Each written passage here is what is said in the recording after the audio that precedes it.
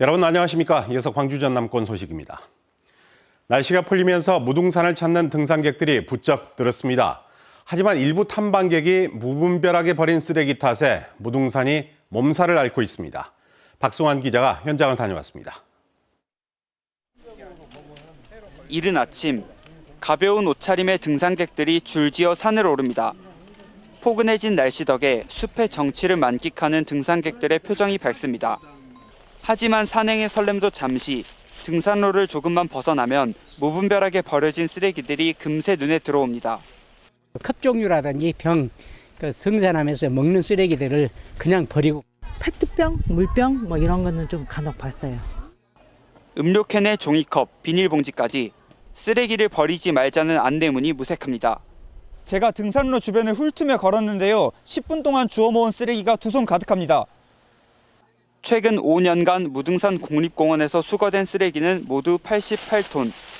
국립공원 직원과 봉사자들이 일일이 주워 담은 양만 이 정도라 보이지 않는 곳에 방치된 쓰레기까지 합치면 그 양은 훨씬 더 많을 것으로 추정됩니다. 공원 측이 과태료를 매기고 캠페인도 벌이고 있지만 산 전체를 감시하기엔 역부족입니다. 특히 바짝 메마른 날씨에 쓰레기 무단 투기가 자칫 산불로 이어지진 않을지 걱정은 더 큽니다. 자기 쓰레기는 반드시 되가져가셔서 깨끗한 국립공원을 만드는 데 협조해 주시기 바랍니다. 산불이 발생하지 않도록 담배라든지 혹은 취사 활동 같은 것은 엄격히 금지됩니다. 도심의 허파인 무등산을 건강하게 지키는 일. 결국 우리 모두의 성숙한 시민의식에서 시작됩니다. MBC 뉴스 박승환입니다. 2026 여수 세계 섬 박람회를 앞두고 때 아닌 바가지 요금 논란이 일고 있습니다. 최근 SNS에 올라온 한 영상 때문인데 여수시와 지역 상인들은 법적 대응에 나섰고 경찰도 수사에 착수했습니다. 어찌 된 일인지 박현주 기자가 보도합니다. 최근 SNS에서 논란이 된 한 영상. 설 연휴 여수에 놀러 왔다가 터무니없는 바가지를 썼다고 주장합니다.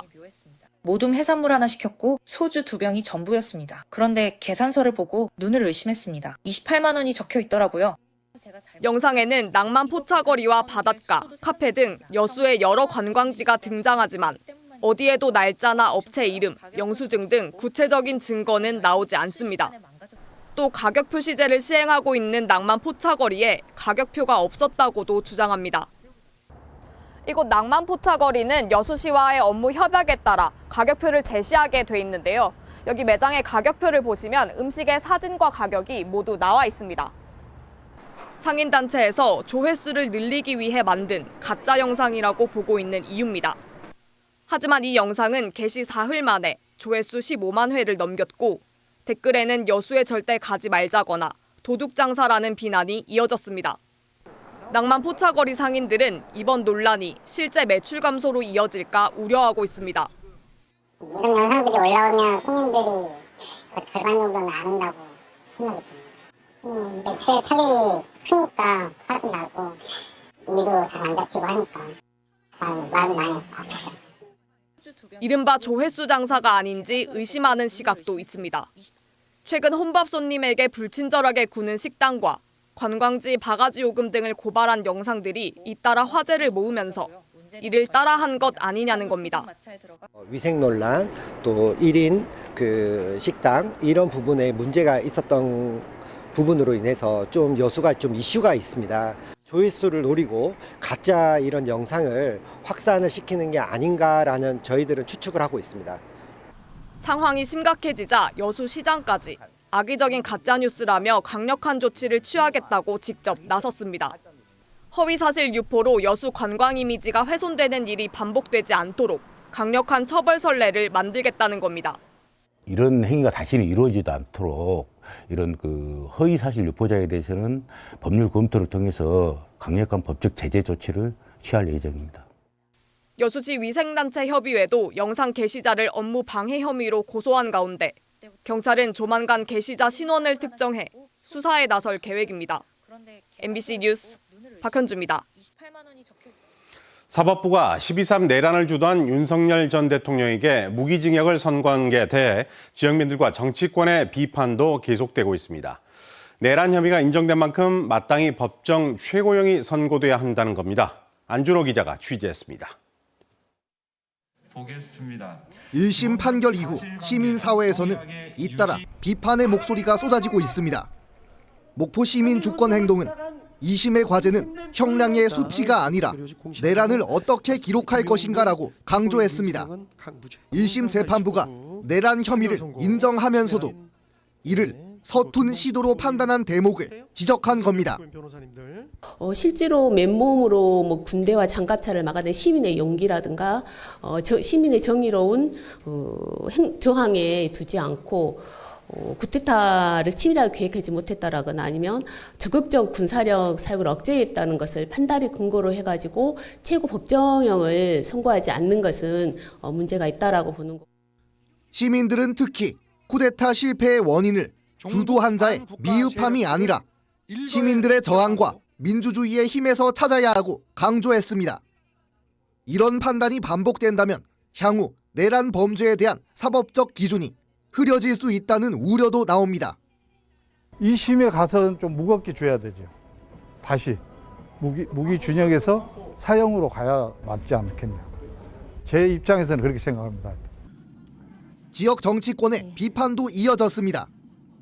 민주당 서미화 의원은 국가와 체제 전복을 기도한 내란범에게 사형이 내려지지 않은 것이 제대로 된 사법 정의냐고 물었습니다. 김원희 의원 역시 정의와 법치 원칙에 따라 내란 범죄에 대해 엄정한 최고형이 선고돼야 한다고 꼬집었습니다. 미래의 내란 세력을 엄단하기 위해서라도 윤석열에 대해서는 사형을 언도하는 게 정답입니다.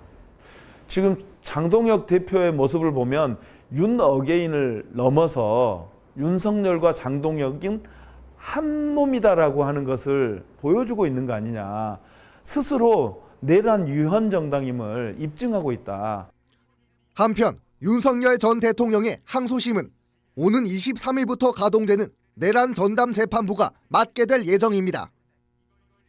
12.3 비상계엄의 피고인들에 대한 단호하고 엄정한 책임을 물어야 한다는 목소리가 곳곳에서 터져나오고 있습니다. MBC 뉴스 안준호입니다. 무안군 현경면에서 아프리카 돼지열병이 발생했습니다. 무안군은 돼지 3,400마리를 키우고 있는 농가에서 어제 오후 6시쯤 아프리카 돼지열병이 확인됐다며 살처분 검토와 함께 방역 초소 4곳을 준비하고 있다고 밝혔습니다. 또 해당 농장에 대한 출입 통제와 함께 19일 동안 인근 지역 돼지 농장에 대해 이동 제한 조치를 내렸습니다.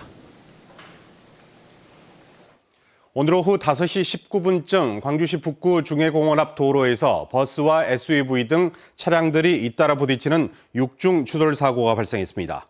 이 사고로 9명이 다쳐 병원으로 옮겨졌으며 사고 수습 과정에서 일대 도로에 극심한 정체가 빚어지기도 했습니다. 경찰은 블랙박스 영상과 목격자 진술 등을 토대로 정확한 사고 경위를 조사하고 있습니다. 더불어민주당 광주시당이 6.3 지방선거 일부 광역의원 선거구에서 단수 면접을 진행하기로 해 무경선 공천 논란이 예상됩니다. 민주당 광주시당에 따르면 전체 20개 선거구 중 서구 3개, 북구 5개, 광산 5개 선거구는 1인 단수 면접으로 진행될 예정입니다. 이에 따라 국민의힘 당과 조국혁신당, 진보당 등에서 후보를 출마시키지 않을 경우 무투표 당선으로 이어질 수도 있습니다.